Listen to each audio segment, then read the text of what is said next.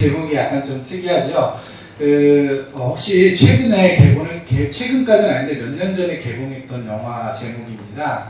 사실 오늘 설교 제목을 정하는 데 있어서 이게 놈이라는 단어를 쓰면은 안 될 것 같아서 사람으로 바꿨습니다. 그래서 원래대로 하면은 좋은 놈, 나쁜 놈, 이상한 놈 해가지고 송강호 씨가 이제 주연했던 유명한 영화죠. 한국에서 히트쳤던 영화인데 혹시 지금 여기 계신 성도님들께서 다 알고 계신 영화가 하나가 더 있습니다. 68년도에 개봉한 영화고요.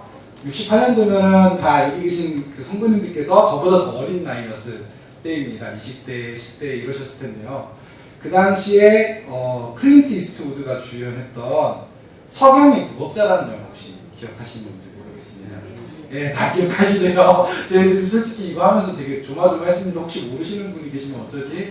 예, 그래서 굉장히 유명한 영화인데 사실 이 석양의 무법자라는 영화의 영어 원제는 The Good, The Bad and The Weird라 그래가지고 The Ugly라 그래서 좋은 사람, 나쁜 사람, 그리고 이상한 좀 못생긴 사람이었습니다. 이제 그거를 한국에서 이제 차용해가지고 리메이크처럼 만든 게 이제 놈놈놈이라고 불리는 영화인데요. 이제 제가 오늘 이렇게 이 놈놈놈, The Good, The Bad and The Ugly를 선택한 이유는 바로 오늘 시편에서 바로 이 세 가지 종류의 인물이 등장하기 때문입니다. 이처럼 이제 오늘 말씀에서는 세 종류의 사람이 등장하는데요. 본문 6절과 7절을 보시면 의인이 등장을 합니다. 의인이 나타나서 보고 두려워하면서 자신이 본 악인이 어떤 사람인지에 대해서 이제 이야기하는 모습이 나오고요. 가장 좀 비중 있게 많이 나오는 것이 1절부터 4절까지의 포악한 자, 곧 악인과 그리고 8절과 9절에 의인과 그리고 포악한 자와 구분되어서 나타나는 나라고 자신을 표현하는 시적 화자가 등장합니다. 따라서 시편 52편은 크게 세 부분으로 나뉩니다. 첫째는 1절부터 5절까지의 악인에 대한 묘사와 고소 이후 하나님께서 그를 심판하실 것이라는 선포가 나타납니다. 6절에서는 하나님께서 악인을 심판하시는 것을 보게 되는 의인의 반응과 그리고 7절에 의인이 심판받는 악인을 묘사합니다. 8절과 9절에서는 이 모든 것을 노래하는 시인 자신이 등장해서 자기 자신을 묘사하고 하나님께서 행하신 일들로 말미암아 하나님께 감사드리는 고백을 드리죠.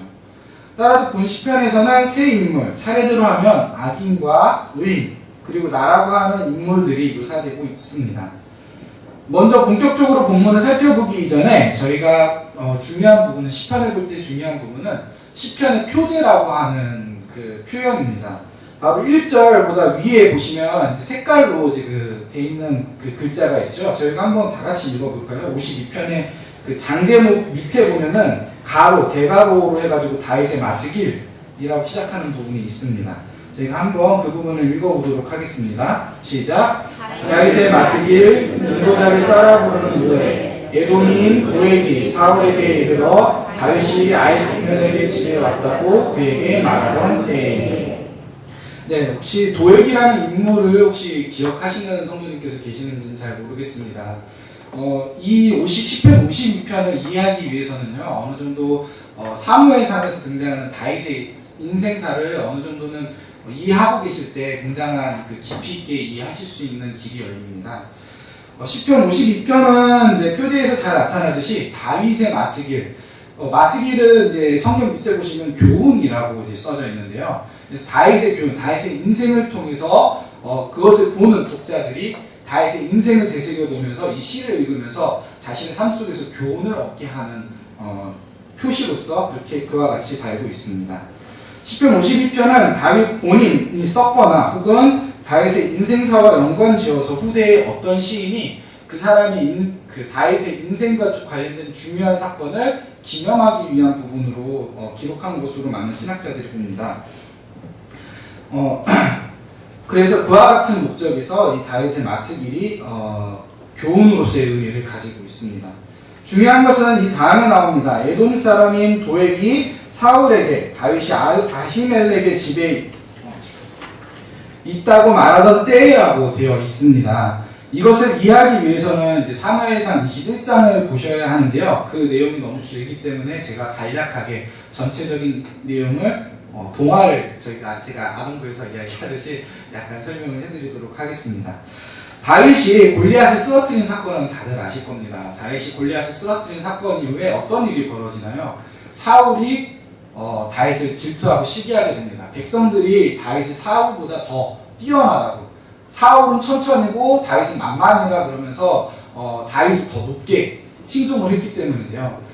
사울도 자신이 계속해서 왕이 되는 것이 아니라 다윗이 자기 다음 왕이라는 것을 알고 있었음에도 그 질투와 시기심을 견디지 못해서 결국에는 몇 차례에 걸쳐서 다윗을 죽이려고 시도를 합니다. 하지만은 결국에는 다 실패로 돌아가죠. 다윗은 생명의 위협을 느끼고 결국은 도망칩니다. 그래서 그가 제일 처음으로 도망간 곳이 어디였을까요? 다윗이 제일 먼저 도망친 곳은 높당의 제사장 아히멜렉이었습니다. 이것이 사무엘상 21장 1절에서 나타나는 말씀인데요. 이 당시에는 이스라엘에 성전이 없었습니다. 교회 건물과 같은 곳이 없었고요. 모세 이후로 솔로몬이 성전을 지을 때까지 이스라엘 백성은 하나님께 예배하기 위해서 천막에서, 다름 아닌 성막에서 하나님께 예배드렸고 하나님을 만났습니다. 그래서 이 당시에 그 성막은 높당에 있었고요. 이 높당 최고의 지도자는 제사장의 수장인 아히멜렉이었습니다.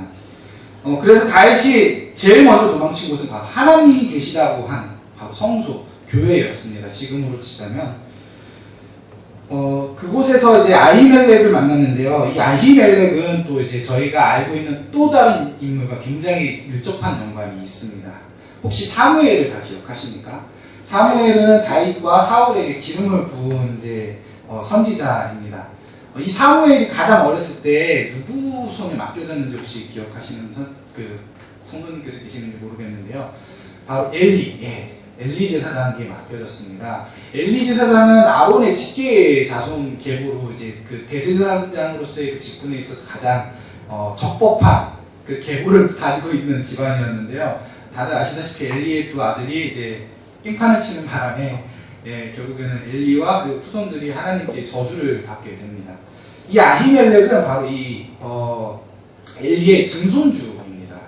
그래서 이 증손주인 아히멜렉이 바로 이제 아히멜렉이 이제 그 다윗을 맞아들이게 되죠. 다윗은 아히멜렉을 찾아가서 자신이 왕의 비밀 요원으로서, 자신이 지금 왕에게 쫓겨났다는 사실을 숨기고 다만 왕이 자기한테 비밀 임무를 맡겼다라고 이야기하면서 먹을 것과 무기를 제공해달라고 부탁을 합니다. 그래서 아히멜렉은 본래는 제사장과 그 가족들만이 먹을 수 있게 되어 있는 하나님 앞에 바쳐진 진설병, 떡을 그 다윗과 그의 그 부하들이 같이 먹을 수 있도록 이제 차려주는데요. 3일 동안 도망치느라 다윗은 밥도 먹지 못하고 굶은 상태에서 굉장히 기진한 상태였기 때문에 이것을 그들의 생명을 위해서 내어주게 됩니다. 뿐만 아니라 그 당시 철로 만든 무기가 너무나도 희귀했고, 또 철로 만든 무기는 그 예전에 혹시 주몽이라는 그 드라마를 보셨다면 기억하실 텐데 거의 절대 무적의 무기였죠. 그것처럼 이제 가장 강력했던 무기라고 할 수 있는 강철로 만든 메이드 인 팔레스타인 혹은 이제 메이드 인 블레셋이라고 할 수 있는 골리앗의 검까지 이제 내어주게 됩니다. 근데 문제는 바로 여기서 발생을 했습니다. 이 모습을 마침 다른 인물을 가지고 하나님의 성소, 하나님의 성막에 와 있던 도액이라는 이 사람은 이스라엘 사람이 아닌 에돔 사람입니다. 에서가 만든 나라, 에서의 후손들이 세운 나라의 사람인데요.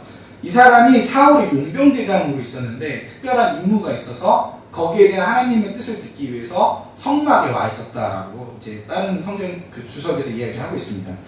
그는 이스라엘 사람이 아니었지만 성막에 있었다는 것이죠. 그런 점에서 어떻게 보면 우리도 굉장히 비슷한 모습이라고 생각할 수 있는 것이, 우리 역시 이방인이라고 하는 점에서는 굉장히 비슷한 모습이 아닐까라는 생각이 듭니다. 다윗이 성소를 떠난 뒤에 22장 9절에 보면 이 도액이 다윗을 죽이려고 찾고 있는 사울에게 자신이 본 것을 전하는 이야기가 등장을 합니다. 그는 자신이 본 것, 다윗이 아히멜렉을 만나서 하나님의 진서유령까지 얻어먹고 심지어는 가장 강력한 당대의 최고 무기라고 할 수 있는 무기까지 얻어갔다라고 하는 사실을 이제 그 고자질을 하는데요. 결국 그 이야기를 들은 사울은 아히멜렉과 그 제사장들을 전부 다 그 왕궁으로 불러들입니다. 그렇게 불러들인 후 그 아히멜렉과 이제 그 제사장들을 사울은 반역자를 도왔다는 이유로 처형하라고 사형하라고 반역죄로 처형할 것을 이제 명령을 하는데요. 세상에 그 어떤 이스라엘 사람이 하나님을 경외하면서 하나님을 섬기는 제사장들을 죽임으로 하나님의 진노를 사고 싶겠습니까? 그래서 이스라엘 사람들이 전부 다 거절합니다. 자신들은 죽일 수 없습니다. 자기는 하나님을 무서워하기 때문에 결코 죽일 수 없다라고 말을 합니다. 그러자 사울이 바로 이 도액에게 너가 가서 이 수아들이랑 같이 가서 제사장들 뿐만 아니라 그 가족들, 어린아이 노인할 것 없이 그것뿐만이 아니라 그들이 가지고 있는 가축들까지 전부 없애버리라고 명령을 합니다. 도액은 아주 냉큼 가서 전부 다 그 말대로 학살 사건을 벌이게 되죠. 결국 그렇게 해서 그 높당에 다윗이 어떻게 보면 거짓말을 했다고 할 수 있는데 다윗이 방문한 것으로 인해서 높당의 제사장들은 억울하게 그 모든 일족들은 전부 다 처참하게 죽임을 당하게 됩니다. 그런 과정에서 딱 한 사람이 살아남습니다. 바로 나중에 이제 그 다윗 왕국에서 대제사장을 맡게 되는 아비아달인데요. 바로 아히멜렉의 아들입니다. 그만이 홀로 살아남아서 이제 다윗에게 블레셋에 있던 다윗에게 찾아가서 몸을 의탁하면서 자신이 경험한 일에 대해서 전합니다. 다윗이 이 이야기를 듣고 굉장히 자기 자신을 자책을 했겠죠. 자신이 봤기 때문에, 자신이 거짓말을 했기 때문에 이런 끔찍한 일이 벌어졌구나라고 하는 점에서 굉장히 자책을 하면서 아비아달을 자기 수하에서 보호해 줍니다. 이것이 바로 시편 52편 본문의 역사적인 배경이 됩니다. 바로 1절부터 4절 그리고 7절에서 묘사되는 이 사람이 포악한 사람이 바로 이 도액과 같은 악인들을 묘사하고 있습니다. 그렇다면 이러한 악인들의 특징은 무엇일까요? 이제 본격적으로 오늘의 본문을 살펴보도록 하겠습니다. 먼저 1절부터 4절까지 말씀을 다시 한번 다 같이 읽어보시겠습니다. 다 같이 한번 읽어보시겠습니다. 시작. 포악한 자여, 내가 어찌하여 악한 계획을 스스로 자랑하는가? 하나님의 인자하심은 항상 있도다. 내 혀가 심한 악을 꾀하여 날카로운 삭도같이 간사를 행하는도다. 내가 선보다 악을 사랑하며 의를 말함보다 거짓을 사랑하는도다. 셀라. 간사한 혀여, 너는 남을 해치는 모든 말을 좋아하는도다. 네, 본문은 이렇게 악인에 대해서 묘사하고 있습니다. 1절을 살펴보시면 내가 어찌하여 악한 계획을 자랑하느냐고 묻는 형태로 묘사하면서 거기에 반문하는 형태로 하지만 하나님의 인자하심이 항상 있다고 표현하고 있습니다. 이것은 무슨 말입니까? 바로 이 포악한 자들의 특징은 하나님의 인자하심을 무시한다는 것입니다. 더 나아가서 근본적으로 이들은 하나님을 없다라고 말하는 자들이라 할 수 있습니다. 성도 여러분, 여기 있는 분들 중에 혹시 자신은 하나님이 없다고 생각하시는 분이 있으십니까? 네, 굉장히 말도 안 되는 질문이죠. 상식적으로 교회, 그것도 오전 대예배도 아니고 오후 예배입니다. 굉장히 피곤한 시간인데 이런 시간에 참석할 정도라면 하나님이 없다고 생각하는 정도의 믿음이 아니라고 생각하는 것이 당연하죠. 그러나 우리가 오늘 본문의 배경에서 본 것처럼 도액 역시 에돔인이었으나 높당 하나님의 성막에 있었던 사람이라는 것을 기억해야 합니다. 그저 잠깐만 있다 간 것이 아니라 머물러 있었기 때문에 다윗이 아히멜렉을 만나서 그 모든 것을 전달받는 것을 보게 된 것이죠. 20편 52편에서 묘사하는 인물이 성사학적으로 반드시 도액과 일치하지는 않습니다. 그러나 유대교 서기관들은 이 본문에서 묘사하는 인물 유형이 도액처럼 하나님의 성전에 조용히 그리고 가만히 머물러 있다가 그것이 어떤 이들에게는 해로운 일이 될지라도 자신들이 듣고 본 것을 다른 이들에게 말해서 그 당사자가 곤란하게 하거나 해를 끼치는 인물들을 가리킨다는 것으로 받아들였다고 주석은 말하고 있습니다. 도액이 보여주는 모습과 같이 1절에서 묘사하는 인물은 하나님의 거룩한 장소에 있으면서도 사실상 하나님을 무시하는 사람들을 가르칩니다. 우리는 우리 자신이 우리의 삶 속에서 이처럼 생각과 말로는 하나님을 인정하고 고백하면서도 우리의 실제 삶의 현장 속에서는 도액과 같이 하나님을 무시하지는 않는지 돌이켜보아야 하겠습니다. 몸으로는 하나님의 성막에 머물러 있던 도액, 그러나 마음으로는 하나님을 무시하고 두려워하지 않은 도액이 결국 무슨 짓을 저질렀습니까? 우리는 이제 그게 어떤 내용인지 알고 있습니다. 성경 배경을 통해서 우리가 보았기 때문입니다. 그는 자신이 듣고 본 바를 다윗에 대한 질투와 시기로 이미 자신의 원래 모습을 잃어버린 사울 왕에게 전달했습니다. 사울의 말도 안 되는 명령을 하나님의 제사장들과 그에 관련된 모든 이들을 죽이라는 그 학살 행위를 통해 결국에는 그 자신이 하나님을 두려워하지 않는다. 성막에 있었던 사람임에도 불구하고 하나님의 제사장들을 다 쳐 죽이는 것을 통해서 결국은 자기 자신이 하나님을 두려워하지 않는다는 것을 자신의 행위로 증명한 것입니다. 무신론자들 중에 가장 무서운 무신론자는 하나님은 죽었다, 신은 없다라고 외치고 다니는 사람들이 아닙니다. 예수님께서 가르치신 것처럼 성전에서는 주여 주여 하면서도 자신의 삶 속에서는 하나님 없이 살아가는 실천적인 무신론자들이야말로 가장 무서운 무신론자입니다. 저는 우리 일심교회 성도님들 모두 바로 이러한 무시무시한 질에 빠지지 않고 비록 교회에서는 이름도 없고 빛도 없을지라도 여러분의 삶의 터전에서 행동으로 하나님을 증거하시길 자신의 생명으로 하나님의 사랑을 증거하신 예수님의 이름으로 부탁드립니다. 계속해서 2절과 3절, 4절에서 이 악인에 대해서 계속되는 묘사가 나타납니다. 혀로 악을 꾀하며 좀 쉽게 설명해 드린다면 혀로 악을 꾀하며 날카로운 면도칼같이 역시 동일한 혀로 간사를 행합니다. 성보다 악을 사랑하고 의를 말하기보다 거짓을 사랑하죠. 결국 2절과 3절의 표현은 4절에서 절정에 이릅니다. 간사한 혀여, 너는 남을 해치는 모든 말을 좋아하는도다. 결국 1절부터 4절에서 표현되는 악인의 주된 모습은 공통적으로 무엇과 관련된 것입니까? 바로 말과 관련된 것입니다. 여기에 해당되는 것은 도에게 한 것처럼 자신이 왕의 총애를 입기 위해 혹은 많은 보상을 얻기 위해서 다른 사람에게 해가 되는 일을 계획하고 밀고 하는 것만이 아닙니다. 우리에게 친숙한 것이라고 할 수 있는 것이 있습니다. 바로 뒷담화입니다. 성경적인 표현으로는 이제 수군수군 되는 자들이라고 이제 하겠습니다. 많은 사람들 남녀노소 할 것 없이 이 뒷담화를 본능적으로 다들 좋아합니다. 아마 여기 계신 성도님 중에도 나는 뒷담화 한 번도 해본 적 없다라고 하시는 분은 없을 텐데요. 심리학적으로 뒷담화는 사실 자존감을 보호하기 위한 일종의 방어기제 역할을 하고 있습니다. 상처 입은 자존감을 그 원인을 제공한 사람을 그것을 공유하는 다른 사람과 함께 모여서 깎아내림을 통해서 자신의 우월감을 느끼게 하고 이를 통해서 자신의 자존감이 더 이상 상처받지 않도록 보호하려는 것이죠. 그러나 결과적으로 봤을 때 뒷담화는 뒷담화의 대상이 되는 다른 누군가에게 해를 끼치게 합니다. 사회 그 어느 조직보다도 이 뒷담화로 인해서 가장 큰 고통을 받는 조직이 있는데요. 그것이 어디일까요? 바로 교회입니다. 뒷담화를 통해서 한 교회 안에서 편이 갈라지게 되고요. 뒷담화를 통해서 한 형제와 예수 그리스도의 몸으로 부르심을 받은 성도들이 서로를 불신하고 미워하게 됩니다. 뒷담화를 통해서 하나님께서 부여해 주신 교역자들의 권위가 휴지 조각이 되어버리고요. 뒷담화를 통해 성도들이나 교역자가 교회에서 쫓겨납니다. 이것은 이미 초대교회 때부터 있었던 일입니다. 이상한 일이 아닙니다. 사단이 교회를 파괴하기 위해 가장 효율적으로 사용하는 수단이 바로 이것이기 때문입니다.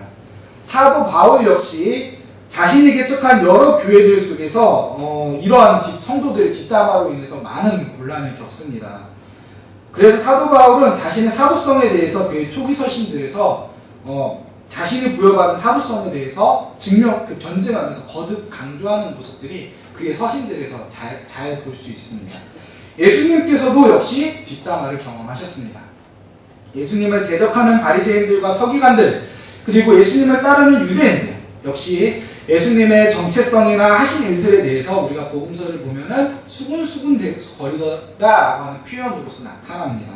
심지어는 이 예수님을 대적하는 사람들뿐만이 아닙니다. 사실은 예수님의 제자들도 수군거렸습니다.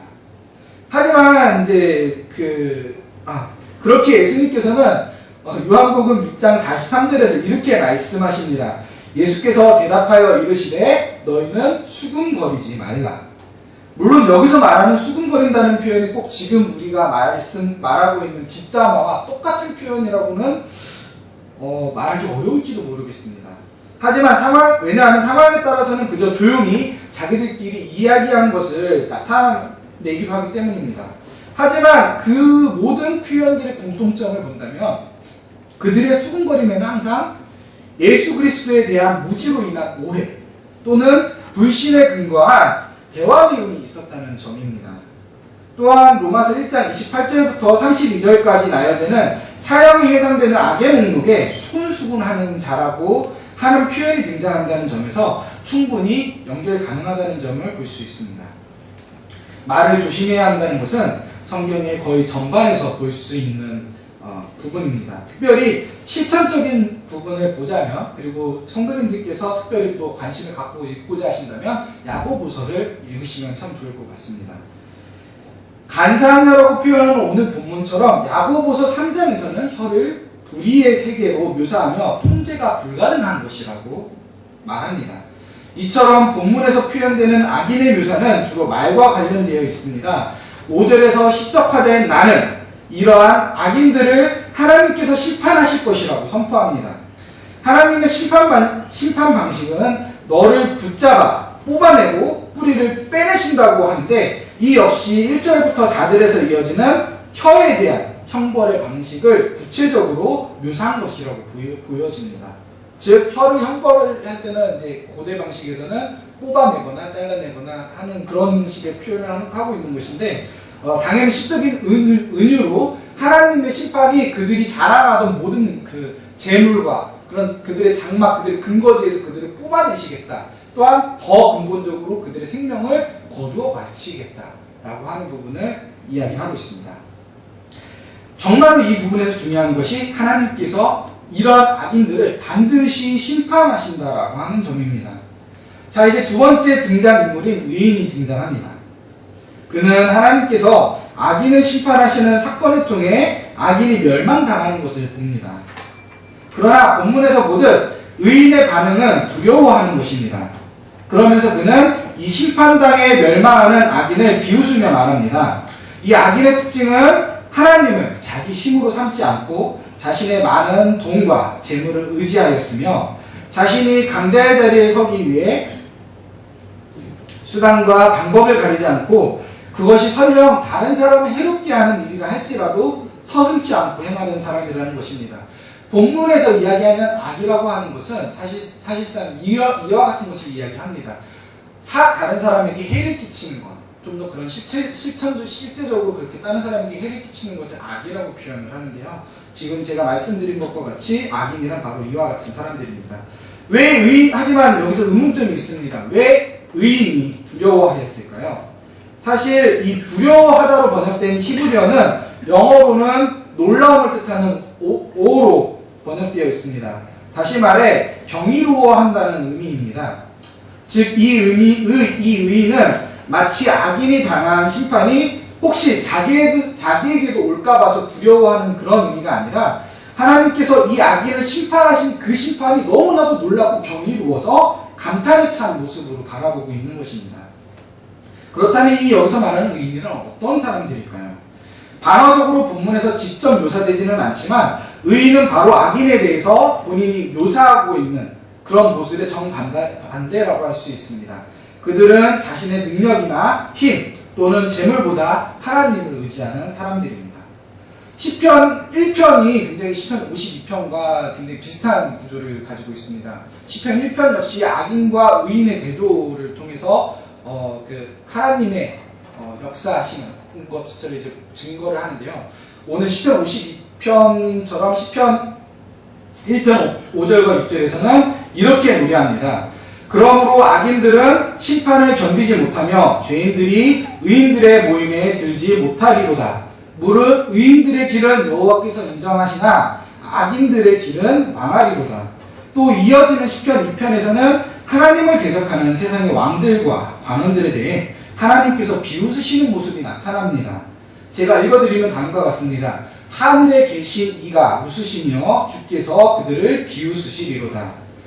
시편 1, 2편은 사실 저희가 1, 2편으로 나눠서 부르지만 히브리 성경에서는 하나의 시편으로 취급됩니다. 그래서 이 시편은 시편의 가장 앞에 있는 시편으로서 시편 전체의 서론의 역할도 하고 있습니다. 150개에 달하는 전 시편의 내용이 어떤 식으로 흘러갈지를 이 시편 1, 2편을 잘 보시면 아실 수 있습니다. 시편 52편 역시 그와 같은 맥락에서 볼 수 있는데요. 악인들은 결국 심판을 당해 사라지고 영원한 죽음을 당하지만 의인들은 영원하신 하나님과 함께한다라고 하는 점입니다. 시편 2편에서 나타나는 악인들에 대한 하나님의 웃음에 의인들 역시 참여할 수 있게 된다라고 하는 것이죠. 그러나 이 비웃음이란 너 참 당해도 쌌다. 너 그렇게 잘못했으니까 너 그런 꼴 당해도 마땅하다라고 하는 식의 고소해야 하는 표현이 아닙니다. 하나님께서는 우리가 잠언에서 볼 수 있듯이 하나님께서는 이러한 행동들을 기뻐하지 않으신다라고 잠언에서는 기록되어 있습니다.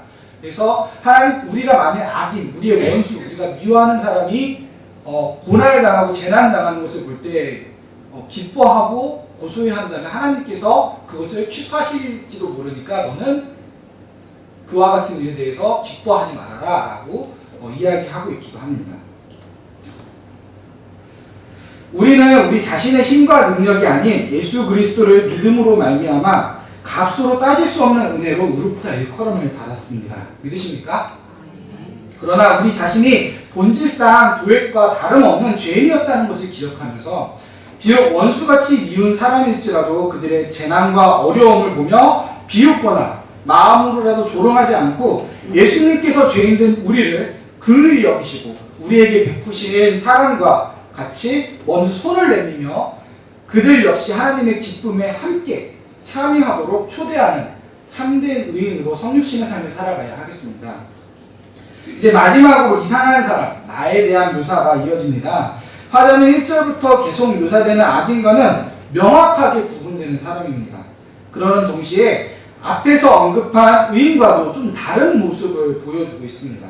앞절의 의인이 하나님의 심판의 역사를 보며 놀라움과 함께 하나님의 기쁨에 참여한다고 한다면 나라고 묘사된 화자는 자신을 하나님의 집, 곧 성전에 있는 감람나무가 뭐죠? 올리브 나무입니다. 그래서 올리브 나무로 묘사를 합니다. 공간적으로 보았을 때 의인이 어디에 있는지는 본문이 이야기하지 않고 있습니다. 하지만 명확하게 나라고 하는 본시의 화자는 하나님의 집 성전에 있다는 것을 우리가 본문에서 볼 수 있습니다. 그리고 그는 자신이 하나님의 인자하심을 영원히 의지하겠노라라는 믿음의 고백을 합니다. 나무가 자기 의지로 하나님의 성전을 심길 수 있을까요? 자기 뿌리를 딱 뽑아가지고 가서 딱 심기지는 못할 겁니다. 나무가. 시편 1편에서 복 있는 사람을 바로 이렇게 나무로 묘사를 하고 있습니다. 시냇가에 심은 나무로 표현하고 있는데요. 화자는 자신을 바로 이처럼 나무지만 하나님의 집에 심어주신 하나님의 인자하심에 감사하며 하나님의 선하심을 힘입어 날마다 더욱 주의 이름을 사랑하겠노라고 고백합니다. 하나님의 집이란 어떤 곳입니까? 바로 성전, 교회뿐만이 아니라 하나님이 계시는 곳입니다. 하나님이 계시는 곳이 하나님의 집입니다. 곧 시적 화자는 하나님의 집에 있다는 말이 곧 하나님과 함께 있다는 것이죠. 그런데 이것은 자신의 선택이나 힘과 능력 또는 노력으로 된 것이 아닙니다. 자신을 나무로 표현한다는 것은 자신의 수동적인 존재, 곧 다른 존재에 의해 움직여져야만 하는 그러한 존재로 낮추는 표현입니다. 화자는 이렇게 자신을 수동적, 곧 자기 마음대로 자신이 있을 곳을 자유롭게 선택할 수 없는 나무로 묘사함으로써 자신이 하나님의 은혜, 곧 인자하심으로 말미암아 하나님과 함께할 수 있게 되었다는 것을 고백하는 것입니다. 이것이 바로 우리 모두의 마음과 입에서 나오게 되는 고백이 되길 소망합니다. 우리가 착한 일을 많이 했기 때문도, 우리가 뛰어나거나 혹은 못났기 때문도, 가난하거나 부하기 때문도 아닌 그저 우리 같은 죄인들을 사랑하시는 도저히 이해 불가능한 하나님의 신비로운 은혜의 택하심으로 이렇게 그분의 백성으로 이렇게 저희가 나와서 하나님께 감사하며 사랑한다고 고백하는 삶을 살아갈 수 있는